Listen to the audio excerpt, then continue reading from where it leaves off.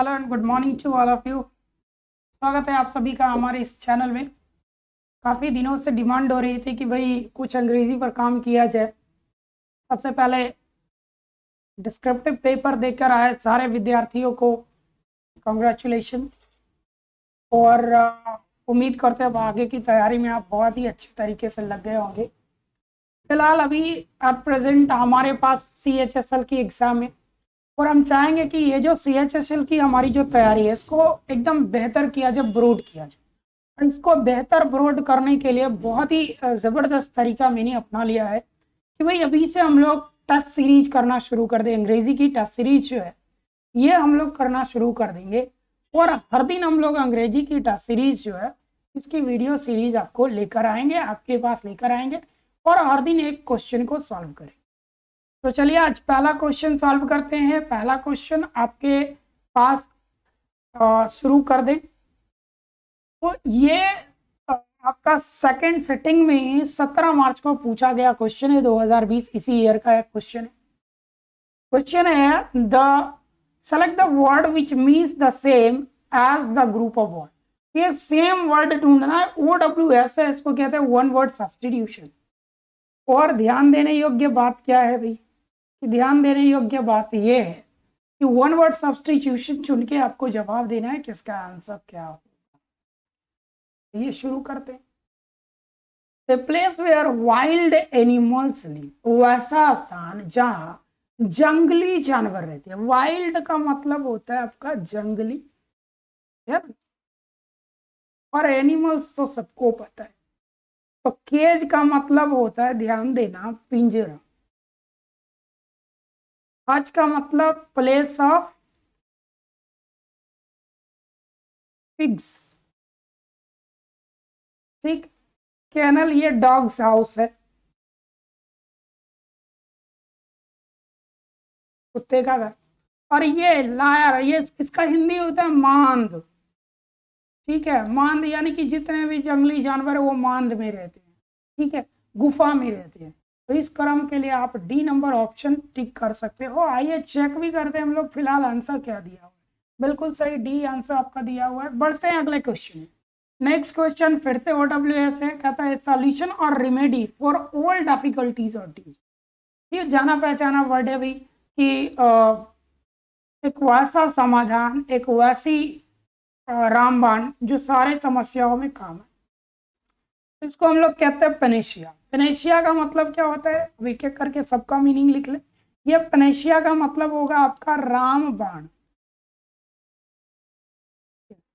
Panacea का मतलब रामबाण। ट्रीटमेंट का मतलब आपका हो जाएगा इलाज, ठीक। मेडिसिन का मतलब दवा, और थेरेपी का मतलब भी इलाज होता है, इसका बस तरीका बदल जाता है, बाकी सेम, ठीक है। चलिए बढ़ चलते हैं अगले क्वेश्चन की तरफ। नेक्स्ट क्वेश्चन, अगला क्वेश्चन कहता है कि there was no sign of recognition on his face when they met after 10। कहता है कि रिकॉग्निशन की कोई साइन नहीं थी। सिंपल सा बात समझो कि नो लगा हुआ है, इसके बाद नाउन आता है, तो नोन के बाद नाउन के रूप में साइन आपका लगा, बिल्कुल सही है। ऑफ प्रीपोजिशन के बाद या तो नाउन आएंगे, नहीं तो वर्ब आएंगे, तो बिफोर आएंगे। तो TION यानी नाउन लगा हुआ है, सही दिया हुआ है, कोई सुधार की आवश्यकता नहीं, नो एरर। चलिए नेक्स्ट बढ़ा जाए। अगला क्वेश्चन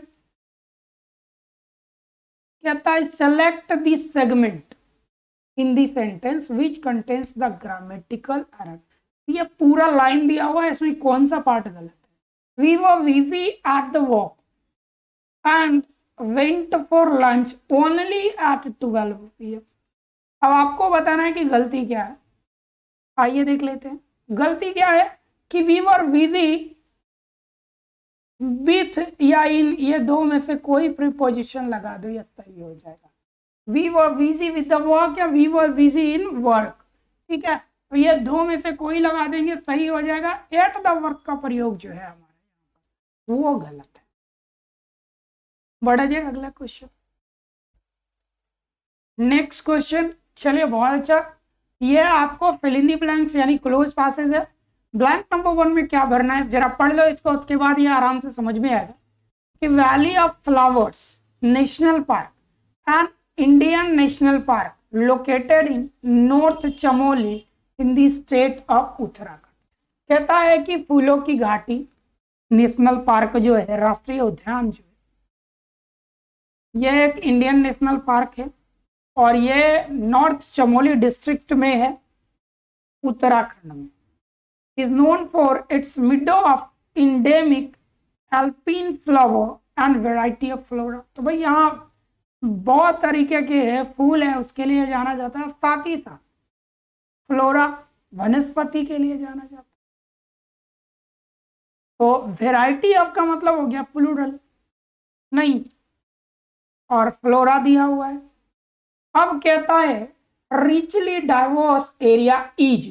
भाई देखो यहां पर मान लो अगर नहीं भी कुछ समझ में पीछे वाले लाइन से आया, आगे वाले लाइन में आप देख रहे हो कि इज लगा हुआ, इज लगा हुआ तो मतलब कोई ना कोई इसी में से जाएगा और वो भी सिंगुलर में जाएगा। तो पहले इसको काटो, रिच लगाने का तो कोई एरिया नहीं, वाक्य की शुरुआत इससे कर नहीं सकते, तो खत्म हो गया।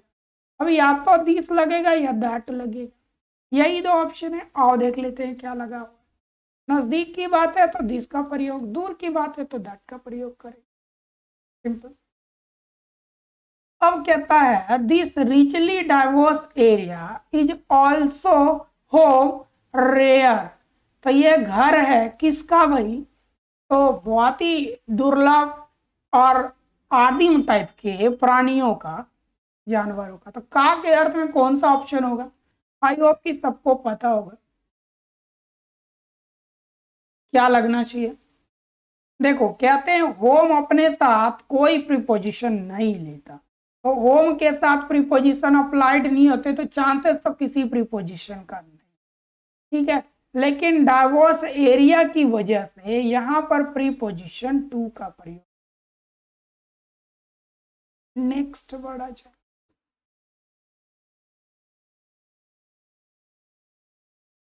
कहता है आगे including the Asiatic black bear. इसमें क्या क्या है, एशियाटिक यानी एशियाई क्षेत्र के ब्लैक बियर है, स्नो लिपॉर्ड है, मस्क डियर, ये सब जानवरों के नाम है, ब्राउन बियर है, रेड फॉक्स है, ब्लू शीप। बर्ड्स इन दी पार्क, अब पक्षी जो है ये पार्क में पाए जाएंगे, क्या ना। तो बर्ड्स दिया है भाई, प्लूरल है, प्लूरल वर्ड ही यूज होगा। प्लूरल वर्ड हमारा आर फाउंड की तरफ ले जा रहा है, ठीक है। तो क्या आर फाउंड होगा या फाउंड होगा। अब यहां पर हमको थोड़ा सा समझना है कि गड़बड़ी क्या हुआ। तो गड़बड़ी क्या है कि इधर हमारा इज चल रहा, ठीक, आगे फिर आगे कहीं देख ले तो सारे वाक्यों में देखते हैं तो इधर पास्ट टेंस लेकर चला था, शुरुआत पास्ट टेंस से किया। चलो ठीक है, तो पास्ट को बार बार आगे बढ़ा रहा है, कहीं एक जगह यहां सिर्फ हमको प्रेजेंट मिल रहा है, उसके बाद इज नॉन फॉर नहीं, सब प्रेजेंट ही चल रहा है। चलो ठीक है, बी यहाँ पर सही आंसर नहीं, दिस कैन बी चैलेंज, ये चैलेंज किया जा चुका है क्वेश्चन। नेक्स्ट कहता है कि ये वर्ड्स जो है जो, अच्छा नहीं, in the park words are found in the park, include नहीं, words found in the park. चलो ठीक है, the Himalayan monal pheasants and other. तो भाई हिमालयन मतलब हिमालय जैसी ऊंचाई वाली जगह, तो हिमालय का कहने का मतलब ऊंचाई वाला जगह, ऊंचाई वाला जगह के अर्थ में अगर हम जाएंगे तो हाई हमारा बेहतर आंसर होना चाहिए, ए वुड बी द करेक्ट, क्योंकि आगे अल्टीट्यूड भी दिया है। एट 33522 इतना मीटर अबव सी लेवल, कितना है भाई, तो इतना से इतना मीटर सी लेवल के ऊपर है। द जेंटल, अब आगे बढ़ते हैं, ये जेंटल क्या होगा, the gentle of the valley. अब वैली का क्या हो सकता है, शायद सीन हो सकता है, या लैंडस्केप हो सकता है। शोर तो समुद्री किनारा होता है, तो घाटी में होगा नहीं, मूवमेंट तो होगा नहीं। अब जरा चेक कर लेते हैं, क्या हम गए हैं सी या डी में। सी कुछ निर्धारित जगह के लिए, ये पूरा एरिया ही उसी का है, तो लैंडस्केप हो जाए। आगे बढ़ा जाए। कहता है बैक इन सैडल का मतलब बताना।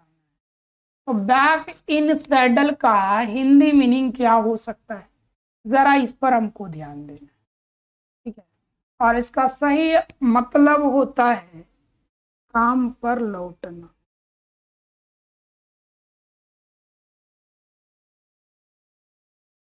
काम पर लौटना। आगे बढ़ते हैं। ये बहुत ही आसान है, थोड़ा बढ़िया से पढ़ लो आप, एकदम सिंपली इसके आंसर समझ में आ जाएंगे आपको। और अगर नहीं आते हैं तो फिर मैं चेक करता हूँ क्या स्थिति है, कैसे देखे जाएंगे, है ना। तो जरा फोकस करके आपको यहाँ पर बताना है क्या हो रहा है, कैसे होंगे। Question number 11। देखो क्वेश्चन नंबर 11 को अगर हम बढ़िया से फोकस करेंगे तो कुछ बात हमको बहुत ही आसानी से समझ में आएगा। क्या समझ में आएगा कि हमने सेंटेंस अरेंजमेंट में पढ़ा है कि किसी भी वाक्य की शुरुआत once upon a time, there was a time, इस तरह के वर्ड से होता है। तो मतलब बी जो होगा ये आपकी शुरुआत का वाक्य। अगर शुरुआत का वाक्य हुआ तो यहाँ बी से शुरू हो रहा है, इधर तो नहीं हो रहा, इधर नहीं हो रहा, इधर नहीं हो रहा। इतना में ही आपका क्वेश्चन सॉल्व है। बहुत ही आसान क्वेश्चन था, दिक्कत नहीं थे। आंसर चेक कर लो आप, ए आंसर है। अगला क्वेश्चन है बाय एक्सेलरेटिंग डाइजेशन।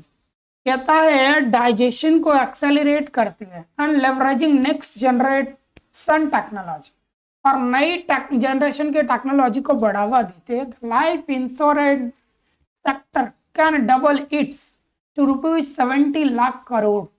तो इसने क्या किया, इंश्योरेंस कंपनी ने अपने क्षेत्र को बड़ा कर लिया, अपनी पूंजी को बड़ा कर लिया, संपत्ति को बड़ा कर दिया। क्योंकि रुपया का बात हो रहा है तो पॉलिसी नहीं होगा, तो स्टडी लिखा हुआ है तो रिपोर्ट की आवश्यकता नहीं। फंडिंग नहीं, फंड होता तो शायद बेहतर होता। सिंपल था ये। आओ आंसर चेक कर लो क्या। अगला क्वेश्चन आपको देखना है कि प्रेम का सही आंसर क्या होगा। एंटोनिम पूछ रहा है प्रेम का। ध्यान से आप पहले पढ़ो, थोड़ा ध्यान दे करके इसको देख लो, फिर हम इस पर बात करते हैं कि ये जो प्रीम वर्ड है इसका मतलब क्या होता है। ठीक है, तो अगर समझ में आ गया हो, अगर ध्यान हो गया हो तो थोड़ा लौटते हैं, थोड़ी कमेंट्स भी देख लेते हैं। चलिए, प्रीम का मतलब होता है औपचारिक। औपचारिक,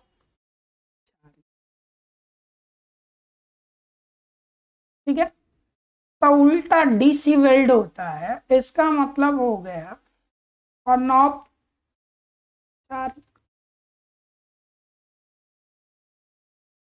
प्रिंसिपल का मतलब होता है सिद्धांत।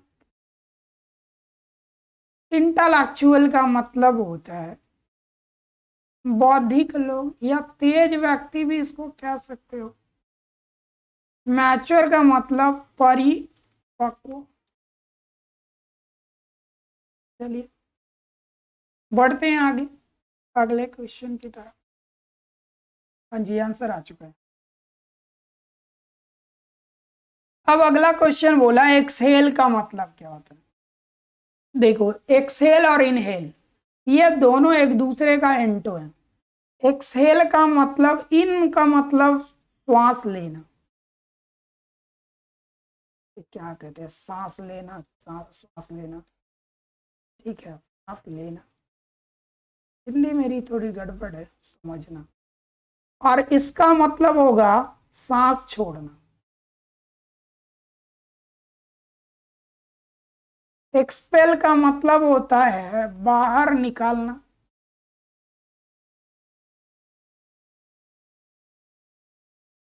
चलिए इंस्पायर का मतलब प्रेरणा देना, या एक और बात इसको कहते हैं प्रेरित करना, भी आप लिख सकते हो इंस्पायर का। इसके बाद अगला मीनिंग आता है रिस्पाइट। रिस्पाइट का जो प्रयोग होता है वो होता है देर करना। देर, ठीक है। चलिए, आंसर आपके सामने है, एक्सेल का इनहेल होगा, 3 नंबर ऑप्शन। आंसर भी मैच कर लो, बिल्कुल सी सही है। इसको देखना है थोड़ा, मैं इसको डिलीट कर दूं। हाँ जी, आप देखो, बहुत ही आसान सा सिंपल सा सवाल है ये, और थोड़ा ट्रिकी अप्रोच अगर लगा दोगे तो एक बार में बन जाए। मैंने बोला कि वाक्य की शुरुआत कहां से होगी, बस ये पहचान लो। वाक्य की शुरुआत अगर पहचानोगे तो वाक्य की शुरुआत के लिए मैंने बोला कि सबसे पहले ऑप्शन छाटो। तो ऑप्शन छाटना है कि हेंस से वाक्य की शुरुआत नहीं होगी। दिस दैट दीज दोज ये सब सब्जेक्ट के लिए यानी पहला वाक्य के लिए यूज नहीं हो, ठीक है। अब देखो कहता है कि problem in absorption of vitamin is the main cause. तो ये तो डायरेक्ट कारण बता रहा है, पहले विटामिन के बारे में बताएंगे, तब विटामिन डिफिशियंसी इज नॉट, यानी कि डी से हमारा वाक्य का शुरुआत होगा। तो डी से वाक्य की शुरुआत हमारा ऑप्शन नंबर सी में दिया, हो गया हमारा आंसर। पढ़ने की जरूरत बिल्कुल नहीं है। हालांकि इसके कॉन्सेप्ट्स में एक बार फिर से डिस्कस कर दूंगा, मैंने क्लास में इसका डिस्कशन दिया है। तो जो बच्चे डिस्कस किए क्लास में उनको तो बहुत ही आसानी से समझ में आ रहा होगा, जो नए हैं उनको थोड़ी दिक्कत हो रही होगी, पर इसके बारे में हम थोड़ा शॉर्टकट कॉन्सेप्ट बताएंगे, कुछ एक वीडियो उस पर भी बना देंगे जल्दी। Select the word with the incorrect spelling. अब यहाँ पर आपको इनकरेक्ट स्पेलिंग वाले वर्ड को चुनना है। डिनाउंस का मतलब होता है त्यागना या निंदा करने में भी चलता है, DENOUNC, डिनाउंस। इसका मतलब निंदा करना, वर्ब है। आज सर्टन भी सही है, कॉम्बिनेशन समूह होता है, सिस्टमैटिक गलत है। सिस्टमैटिक आपका गलत है, और सिस्टमैटिक का मतलब होता है व्यवस्थित। तो इसमें क्या होता है कि ये जो ई है इसको ए में रिप्लेस कर देना, सही हो जाएगा। नेक्स्ट आ जाते हैं रीसाइलेंट। देखो रीसाइलेंट का मतलब तो ऐसे दृढ़ संकल्पित होता है, ठीक है। एक और इसका मतलब होता है लचीला।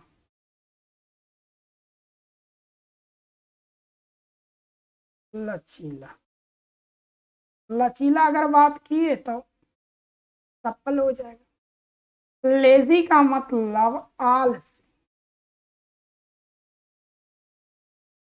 फ्यूरियस को डरावना के रूप में फास्ट एंड फ्यूरियस मूवी आई थी। बेसलेस का मतलब आधारहीन।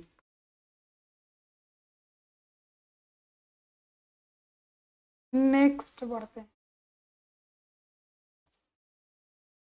हाँ जी, नो इम्प्रूवमेंट कहता है select the alternative that will improve the underline. इसमें गलती हो गई है कि अंडरलाइन पार्ट मैंने आपको वो दिखाया नहीं, तो इसके अंडरलाइन पार्ट पहले आपको दिखाने पड़ेंगे, और ये आपका होगा where air drop of animal starving तक, यहाँ पर।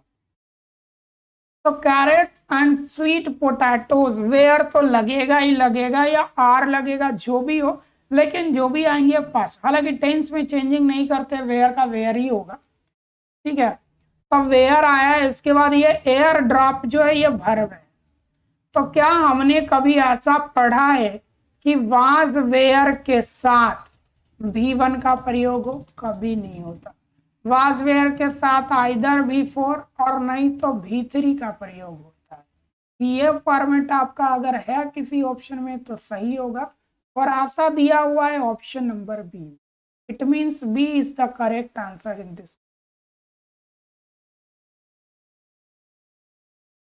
कहता है when they read about the proposed strike of buses, कहता है जब उन्होंने बस की स्ट्राइक के बारे में पढ़ा सुना, they said, उन्होंने कहा will cross that bridge when we come to it. ठीक है, तो ये एक मुहावरा है, सिंपली कह सकते हो। इसका मतलब होता है कि जब ये मुश्किल आएगी तो हम इसको पार कर जाएंगे। तो मुश्किल आएगी पे पार कर जाने का मतलब समस्या का समाधान करना, सीधा सा मतलब होता है समाधान करना। ठीक है, सॉल्व द। नेक्स्ट कहता है select the segment which contains grammatical error. कौन से पार्ट में आपको ग्रामेटिकल एरर दिख रहा है ये आपको बताना। No matter what are that, इसमें बहुत ही बेसिक सा कॉन्सेप्ट है प्रोनाउन का कि WH plus that can not be use together, एक साथ WH और दैट का प्रयोग नहीं हो सकता, यानी option B would be correct answer.